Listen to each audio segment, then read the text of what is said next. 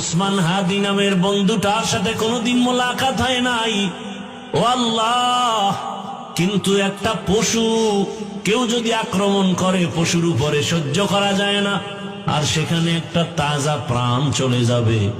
আয় আল্লাহ, এটা অন্তরকে মানানো যায় না। আয় আল্লাহ তাআলা, আপনার কুদরতের ফয়সালা। আয় আল্লাহ, আজকে শুনলাম তিনি দুনিয়াতে জিন্দা নাই। আয় আল্লাহ, তাকে শাহাদাতের মর্যাদা দান করেন। এরকম আমার কলিজার যত যুবক, তাদের নিরাপত্তার জন্য আপনি কুদরতের দরজা খুলে দেন রে আল্লাহ। আমার যুবকদেরকে দিনের খাদেম বানায় দেন। আয় আল্লাহ, প্রত্যেকটা যুবকের দেশের জন্য আপনি ঢাল বানায় দেন। আয় আল্লাহ, কত যুবকের কথা শুনলে কলিজাটা ঠান্ডা হয়ে যায়। আমরা দিনের কাজ করি, দেশের কাজ করি, জনগণের পেছনে খেদমত করি এক লাইনে, আর আমার যুবক বাবারা কিছু আছে তারা ভিন্ন লাইনেই দেশের জন্য কাজ করেন, জনগণের জন্য কাজ করেন।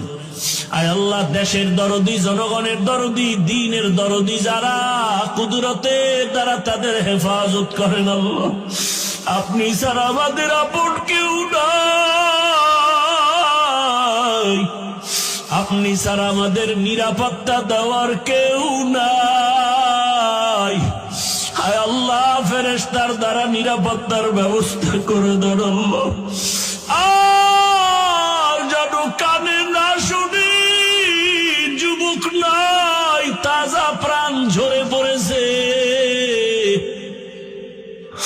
আমার এই পবিত্র বাংলাদেশ, এত মসজিদ, মাদ্রাসা, আলেম ওলামা, এত জিকিরের আওয়াজ, আজানের আওয়াজ, এরপরও কেন এত বড় বড় জুলুম হবে বুঝতে পারি না রে মালিক।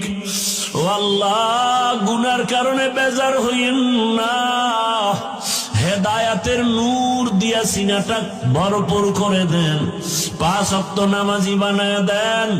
আমার কলিজার যুবকদের দেশ ও দিনের খাদেম বানায় দেন।